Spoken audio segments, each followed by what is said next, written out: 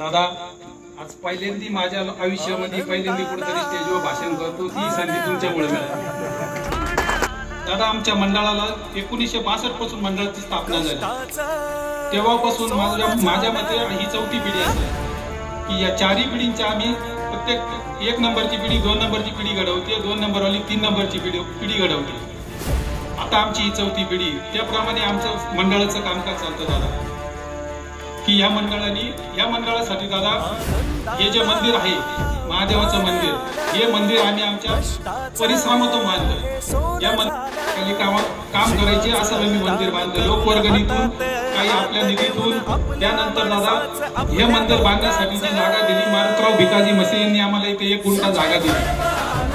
कार्यक्रमासाठी जे सरकारमध्ये आपल्या सर्वांचे नेते डॉक्टर सुजयदादा विखे पाटील साहेब आणि त्याचबरोबर त्यांचे सर्व नवनिर्वाचित संचालक मंडळ या ठिकाणी उपस्थित आहे.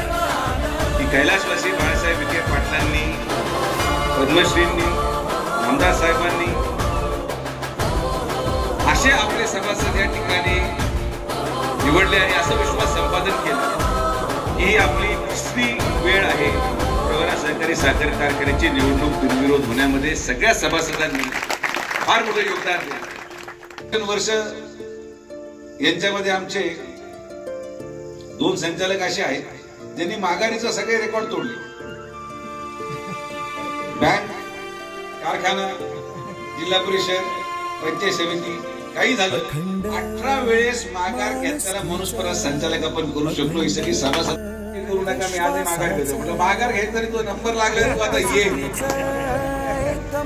कार्यकर्त्यांच्या मनामध्ये असलेली भावना किती मोठी असते. उठतो ना भविष्याचा पाऊस आणि नामदार राधाकृष्ण विखे पाटील साहेबांच्या प्रयत्नातून निवडण्याचं पाणी आपल्या मतदारसंघाच्या प्रत्येक कानाकोपऱ्यापर्यंत पोहोचवण्यामध्ये आपलं यश मिळालं. या पावसाचा परिणाम ऊसामध्ये होणारी वाढ आणि आपण हा सुवर्णयोग एकत्रित फक्त पांडुरंगाच्या आशीर्वादाने घेऊ शकतो की आपण आपल्या कारखान्याचा कार्यक्षमता 10-12 हजार टनावर नेला आणि तेवढाच ऊस आपल्याला आता या पावसामुळे या परिसरामध्ये आणि काही प्रमाणात बाहेरून आपल्याला उपलब्ध होऊ शकतो. संघर्ष प्रचंड आहे. आपण झालेल्या निकालामुळं वाहून जायचं नाही. वाईट काळ सांगून येत नाही. काही लोक बेसावध होते, आपण सावध असलं पाहिजे. काळ बदलायलाही वेळ लागत नाही, प्रसंग बदलायलाही वेळ लागत नाही. आणि जी वेळ एखाद्या दुसऱ्या व्यक्तीवर आली असेल ती आपल्यावर यायला वेळ लागत नाही. हे मी माझ्या लोकसभेच्या अनुभवातून सांगतो. पटकन काळ बदलतो. गणेश कारखान्याला पराभूत झालो, लोकसभेला पराभूत झालो. सातत्याने 2 पराभवानंतर विधानसभेला सामोरे जाणं आणि सामोरे जात प्रत्येक घटकाच्या माणसाची साथ मिळणे आणि साथ मिळून आपण मागच्यापेक्षा जास्त मदत त्या गावामध्ये घेणं हे फक्त शिर्डी विधानसभा मतदारसंघामध्ये होऊ शकतं. दुसऱ्या महाराष्ट्र प्रयत्न झाले. मला आनंद या गोष्टीचा की या 2024च्या झालेल्या निवडणुकीमध्ये सगळ्यांनी असं काही वेगळं करायचं राहिलं असं मला वाटत नाही. सभाही झाल्या, कामगारही पाठवले, संचालकही आले, प्रत्येक घरातील कुटुंबाची नोंदी घेतल्या. मला अनेक वेळेस लोकांचे निरोप यायचे की आपल्याकडे फार लक्ष देत आहेत. म्हटलं हेच पाहिजे. जोपर्यंत शत्रू घराबाहेर पडत नाही तोपर्यंत घरामध्ये आपल्याला घुसता येत नाही. म्हणून शत्रूला बेसावधच पकडावं लागतं. ही किमया हे शिकवण छत्रपती शिवाजी महाराजांनी आपल्याला शिकवली आणि आपण त्या धर्तीवर हळूहळू लोक येत गेले आणि आपण कसं गेलो हे कळालंच नाही. आणि ते राजकारण झालं, संपलं. पण आपलं देखील मी आवर्जून सांगतो, नाना तुमचा संपर्क चांगला आहे तिथं म्हणून तुम्ही निरोप द्या.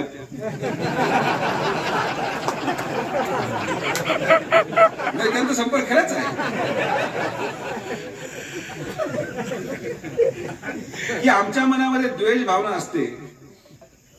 तर होडकर साहेब 6 महिने उलटले, मी आजपर्यंत सत्कार घ्यायला गेलेलो नाही. ना विजयी सभा घेतली, ना कंची त्यांच्यावर टीका केली. कारण की माझं युद्ध हे व्यक्तिशा नाही. आमचं युद्ध हे वैचारिक होतं, ते युद्ध तिथं संपलं. आता संगमनेरचा विकास करण्यामध्ये, आणि मी संगमनेरच्या जनतेला शब्द दिला की जोपर्यंत तुमच्या भोजापूर चारीला 15 कोटी रुपये देऊन त्याचं भूमिपूजन होत नाही तोपर्यंत मी तुमच्याकडे सत्कार घेणार नाही. पुढच्या महिन्यामध्ये आपण ते नारळ फोडणार आहोत. जोपर्यंत साकूरची उपसिंचन सिंचन योजनेचं भूमिपूजन होत नाही तोपर्यंत साकूरमध्ये आपण सत्कार घेणार नाही. कारण की सत्कार घेणं, मिरवणुकी काढणं तो काळ असतो. निवडणूक संपली, मागच्या 5 वर्षाचं मतदान आपल्याला पडलं. आज काम करायला सुरू केलं तर 2029ला 80,000वर आपण पोहोचू, आणि ते काम आपण आपल्या लोकांच्या माध्यमातून आजपासून सुरू केलं. संवादाने गैरसमज न ठेवता प्रयत्न करा. संवादाने फार प्रश्न दूर होतात, संवादाने संघटन वाढतं. आणि आजचं हे संचालक मंडळ या संघटनेचं प्रतीक आहे. हे फक्त एक व्यक्ती नाहीये. इथं या व्यासपीठावर बसलेले 21 संचालक हे कैलासवासी बाळासाहेब विखे पाटलांपासून तर नामदार राधाकृष्ण विखे पाटलांपर्यंत, आणि आज तगायत या संघटनेला जो विचार कैलासवासी बाळासाहेब विखे पाटलांनी दिला, खासदार साहेबांनी दिला, या 21 संचालक बसलेले, नाव महत्वाचं नाही, गावही महत्वाचं नाही, हे सगळे लोक त्या 50 वर्षामध्ये उभं केलेल्या संघटनेचं त्यागाचं प्रतीक आहे की तुम्ही त्याग केला, समोरच्या लोकांनी त्याग केला म्हणून हे स्टेजवर आहे. लक्षात घ्या. आणि म्हणून मी मार्ग काय काढला, मी कोणाचं नाव घेतलं नाही, मी नाव समोरच्या लोकांचं घेतलं. मी यांचं एकाचं नाव पदावर बसण्यापेक्षा ज्या माणसाने त्याला त्या पदावर बसवलं त्या माणसाची किंमत जास्त आहे माझ्या नजरेमध्ये.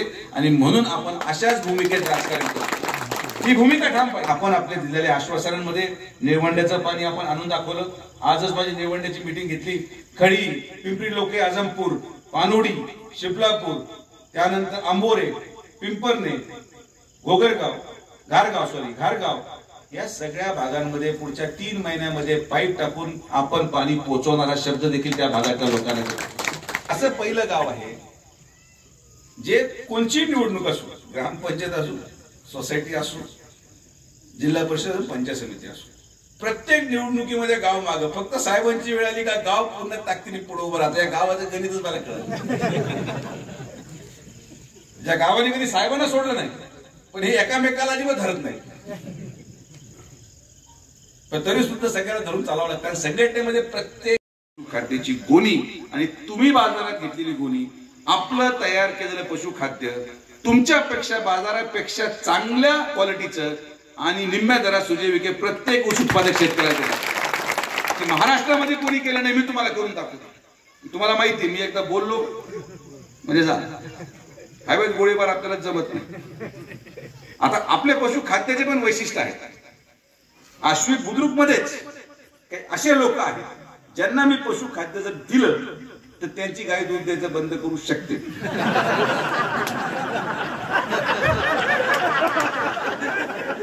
असू शकते. आता तो दोष माझा आहे का ना? काही लोकांना विखे पाटलाचं खाद्य चालत तर त्याला आपण करायचं का? तर कृपया करून ज्यांना ती शंका असेल त्यांनी घेऊन जाऊ नका. तुमच्या दूध उत्पादकतेवर परिणाम होण्याची दाट शक्यता आहे.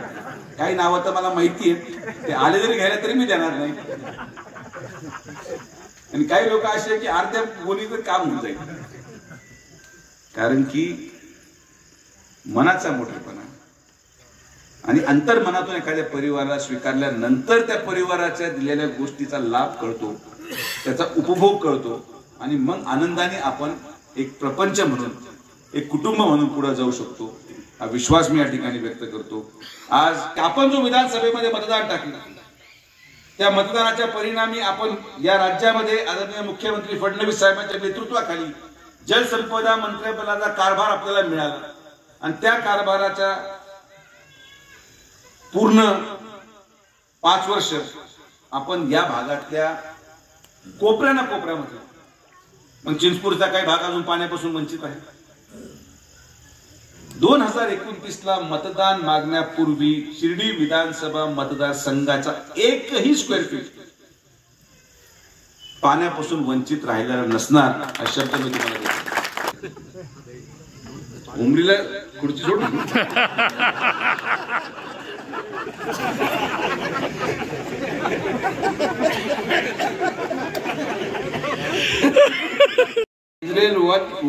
इराण इस्रायल युद्ध मी थांबू शकतो, पण उमरीचं युद्ध थांबता कामा नाही. मला फार त्रास वेळ लागतो, मी ते गरुडन विषय सोडा डायरेक्ट. आपली मध्यस्थी वेटरन सारखी आहे, डायरेक्ट हल्ला. काही काही गावाचे अर्ज आले ना, मी म्हणतो मला हसू येतं म्हटलं, कुठं आलोय आपण. असे भांडतो सगळे. माझ्या अनेक मिटिंगा घेतो, जोर जोरात 5 वाजता झाले का.